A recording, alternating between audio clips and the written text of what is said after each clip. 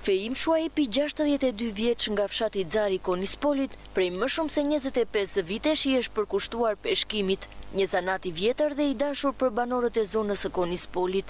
Dikur merrej me blegtori, por e la atë sektor për t'ju përkushtuar detit. Peshkimi u bë për të jo vetëm pasion, por edhe mënyra kryesore për të mbajtur familjen dhe për të ndërtuar një jetë më të qëndrueshme. Kam 20-25 vjetë që mire me peshkim. Edhe na pëlqen si zanat, edhe është gjë e bukur, edhe me pjesën e peshkimit mbajnë familjen. Qenë me blegëtori, shitëm blegëtorinë e u bëm peshkatar. Se pasion kë? Pasion e kemi pasur që të vogël, fuzeshëm që zëjmë peshk me dore kështu, edhe tani me këtë zanat miremi.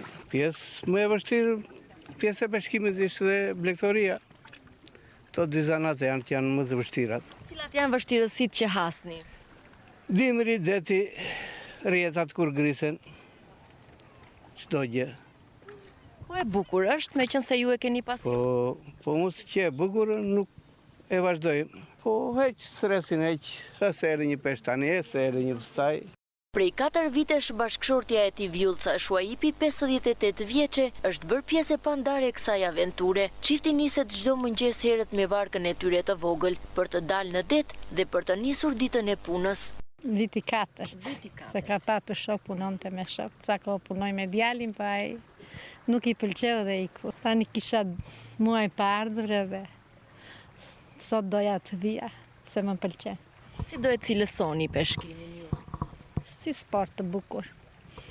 Se ndonjëherë fillon mbrapa, kam ndonjë peshk dhe po më tërheq. E ndihmoni? Po, ndihmoj. Si e ndihmoni? Çfarë proces? Pastroj rrjetat, jap varkës me motor dhe me lopata. Nis dita që herët në mëngjes për ju? Po. Vin peshkim që herët. Do ngrihem në orën 7, pi kafe dhe do vi. Nis në mëngjes e përfundoj në orën 1. Peshkimi. Po gjëja me bukur, i shkërmbushe rjetat me peshk dhe shikon fritin tënë, atje është gjëja me bukur. I tregtoni? Po. I çojmë në për lokale, në Sarand, i shesin. Ka kërkesa? Po ka. Ka kërkesa si do më për peshk, për karkaleca. Do një gafore. Po vështirësi, jeni hasur gjatë këtyre? Po, kemi hasur kur ka dimër, që ka shumë dalë deti. Na mbledhe rjetat, na prishen. Është e vështirë. Po. Vitet e fundit Feimi dhe Vjullca kanë gjetur një mënyrë të re për të ndarë pasionin e tyre. Ata ofrojnë ture të vogla me varkën e tyre për vizitorët që duan të zbulojnë bukurinë e Butrintit dhe të përjetojnë jetën e peshkatarëve nga afër. Pjesë e turizme ishte shumë mirë. Në Sarand, Ksamil, Kalaja Lipashës, në Tongo.